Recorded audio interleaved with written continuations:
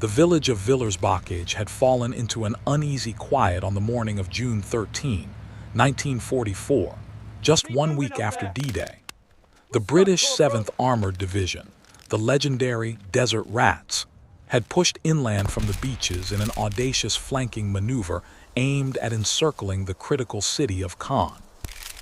Their advanced elements, a mixed column of Cromwell tanks, M5 Stuart light tanks, half-tracks and Bren carriers from the 4th County of London Yeomanry and the Rifle Brigade, rolled cautiously through the narrow streets.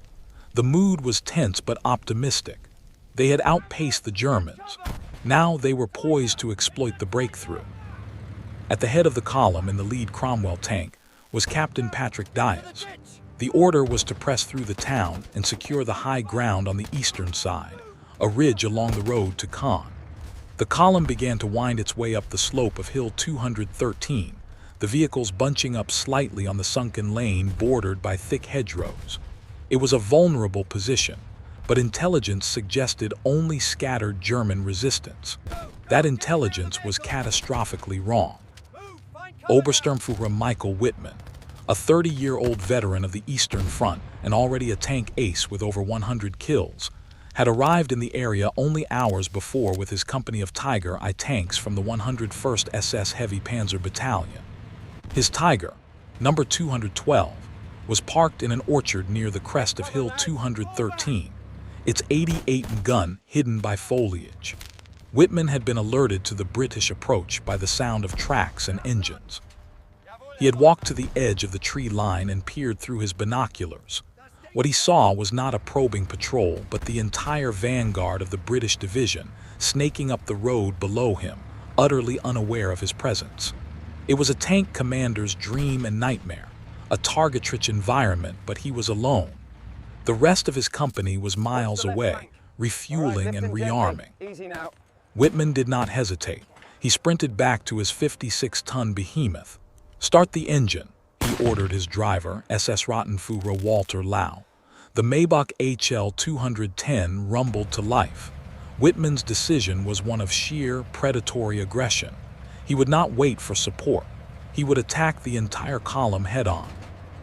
Inside the lead British vehicles, the first indication of disaster was not a sight, but a sound. From behind a hedge to their left flank came the deep, distinctive growl of a heavy diesel engine, different from their own gasoline-powered machines. Then, the hedge exploded. Wittmann's Tiger emerged like a steel avalanche. It was not a subtle vehicle. It was a moving fortification, its boxy silhouette and wide tracks crushing the hedgerow as it came. His first shot, at a range of less than 100 yards, was murderously accurate. The lead Cromwell vanished in a flash of orange fire and black smoke, its turret lifting slightly on the blast. The road was instantly blocked by the burning wreck. Chaos erupted. British crews scrambled, but they were trapped on the narrow lane. Wittmann's Tiger rolled forward, its coaxial and hull machine guns chattering, stitching lines of tracer into soft-skinned vehicles. The 88 roared again, and a second Cromwell disintegrated. Then a third. Wittmann was not merely shooting, he was dismantling. He ignored the protocol of a stand-up fight. He drove directly into the column, turning it into a killing zone. His Tiger, virtually invulnerable to the Cromwell's 75 gun at point-blank range, crunched past burning wrecks. He methodically engaged targets from the rear forward, destroying a half-track, then a Stuart light tank whose 37 gun shells bounced harmlessly off his frontal armor like pebbles. The British return fire was frantic but futile. Shots ricocheted off the Tiger's thick, sloped plates with loud, metallic pings. Within minutes, the head of the column was a twisted, burning junkyard of at least a dozen vehicles. But Wittmann was not finished. Having shattered the spearhead, he turned his Tiger and drove directly into the town of Villers-Bocage itself. This was an act of unimaginable audacity. A single tank was invading a town held by a reinforced armored regiment. The scene in the town square was one of surreal horror. Infantrymen and tank crews, who moments before had been brewing tea or checking maps, now froze at the sight of the lone Tiger grinding around a corner. Wittmann's machine guns swept the square, pinning down infantry. His main gun engaged targets of opportunity. A Sherman Firefly, a dangerous opponent with its powerful 17-pounder gun, caught unprepared in a side street, was destroyed with one shot. A Universal carrier was crushed beneath the Tiger's tracks. For nearly 15 minutes, Whitman rampaged through the town, a one-tank blitzkrieg sowing panic and destruction. He was not holding a position. He was actively destroying the enemy's cohesion from within.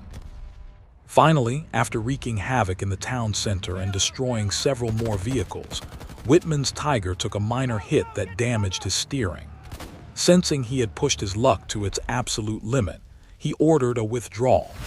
The Tiger backed down a side street and retreated toward German lines, its mission of annihilation complete. In less than 15 minutes of close-quarters combat, Michael Whitman had single-handedly destroyed between 13 and 15 armored vehicles and personnel carriers, decapitating the British advance. Yet this is where the popular legend often ends, with the Ace's triumphant rampage. The deeper, more militarily significant story is what happened next. Whitman's attack was not the end of the battle for Villers-Bocage. It was the catalyst for a brutal 48-hour stalemate. The Tiger that replaced Whitman's in the crucible of Hill 213 was not driven by a famous ace, but it performed a feat of defensive tenacity that was, in many ways, more consequential.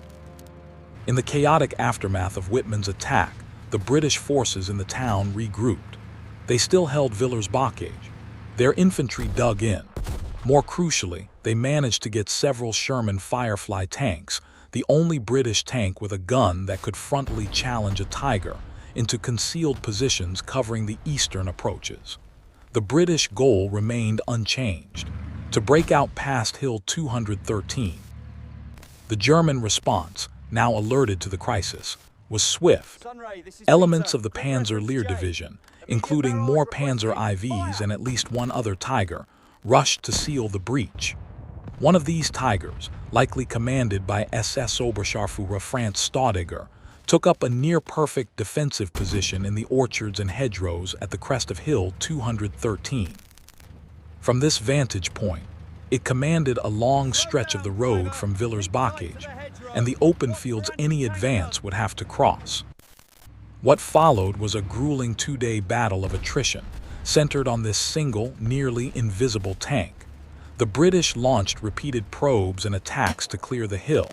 Each time, they were met with the devastating fire of the 88 gun. The Tiger's crew had perfected the standoff duel. They would remain camouflaged, let the British armor advance into the kill zone, fire one or two killing shots, and then shift position slightly before artillery or return fire could be accurately directed. The psychological effect was immense. Every hedge, every copse of trees could conceal the dreaded Tiger. The advance was not just slowed, it was paralyzed by the threat of instant annihilation. British attempts to flank the position were stymied by dense bocage and German infantry. Calls for artillery and airstrikes were only partially effective against a small, mobile, heavily armored target. The Tiger became more than a tank. It was a geographic fact, an immovable object blocking the road to Caen. It held not by constant movement, but by the absolute lethality of its first shot and the masterful use of terrain. Finally, on June 15th, under increasing pressure, and having suffered significant losses without dislodging the German defenders, the order came for the Desert Rats to withdraw. The bold flanking maneuver had failed. The single axis of advance had been neutralized by the defensive power of one, or at most two, Tiger tanks. The legacy of Villers-Bocage is dual-faceted. The first act belongs to Michael Whitman, a display of individual boldness and tactical skill that became the stuff of Wehrmacht propaganda. But the second, longer act belongs to the Tiger tank itself and the crew on Hill 213. It demonstrated the profound psychological and tactical impact a single, nearly invincible strongpoint could have on a battlefield. It forced a highly mobile, experienced British division into a static battle of siege it could not win, buying the Germans 2 precious days to reinforce the Caen front. It was not a story of a rampaging ace, but of a steel bulwark, a silent, patient, and utterly lethal obstacle that held an entire advance at bay by the sheer promise of its firepower. The tiger did not have to destroy an army. It merely had to convince one that moving forward was impossible.